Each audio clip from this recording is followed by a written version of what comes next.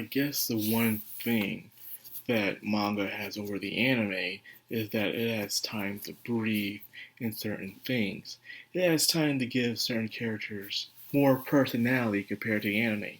Where the anime only has a certain amount of time to really fit certain scenes in, so it has to cut corners, unfortunately. But that's the beauty of these adaptations. You get your three different flavors of it. You get the light novels, the original source, which has all the information. You get the manga, which has some other information, might change some things up.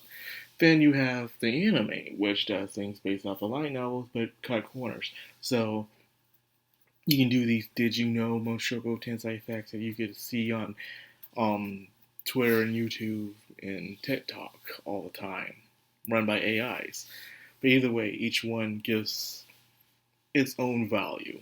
And I've always praised the Mushoku Tensei manga for doing some things differently and some things better and some things worse. This time it did things pretty well. Some scenes it didn't do so well, but I liked it either way.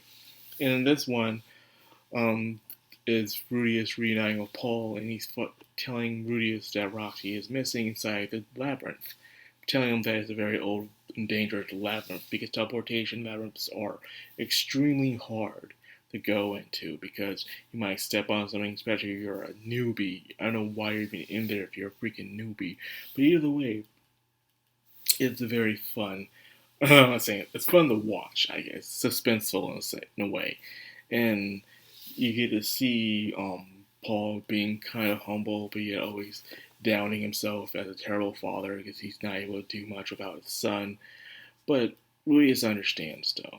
He understands that he's doing his best, and not everyone. The fact that he's still trying, unlike he did. So, in Rudy's perspective, a lot of people are better than him because at least they are still trying on their first life. This is Rudy's second life, so of course he's just now pulling in the effort to do something. So he admires these people around him, including his father. He might see his father as a scumbag sometimes, but the father still pulls through either way. So he really enjoys that, admires that about his old man. So that's always nice to see. And of course, he met up with Elena Lays, and Elena Lays, he apologized, and she even said herself that it's partially her fault too for what happened. And then they put that water on the bridge. Now, the scene they didn't really pay attention to, like they did in the anime, or they did, I can't remember, is where she tells him that she is married to someone, and that's Cliff. She says, "But dude was able to, be with you. He's a man that's way better than you and everything." And I mean, it's true. Cliff is the best boy. I can never stop praising my boy Cliff. He's amazing. So, anyways, Rudius brings out a book that can help everybody to understand and how to work their labyrinth. So, therefore, they can traverse it easily than before. So, because of that, they have another edge, showing Rudius's handiness. Rudius' only handiness is because he was able to talk to other people and find things out that way. A lot of things he's done wouldn't have gotten done without the help of others, and that's pretty much what life is.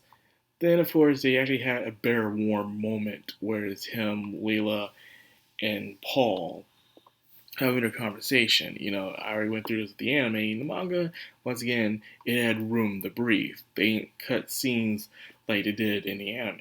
In the anime, they had this meetup, and then they immediately went to go save Roxy at the very end of the episode.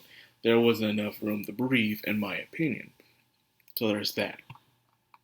So Paul's talking about how he's just amazed how it's been. It's been a long time since they truly got to sit down and chat.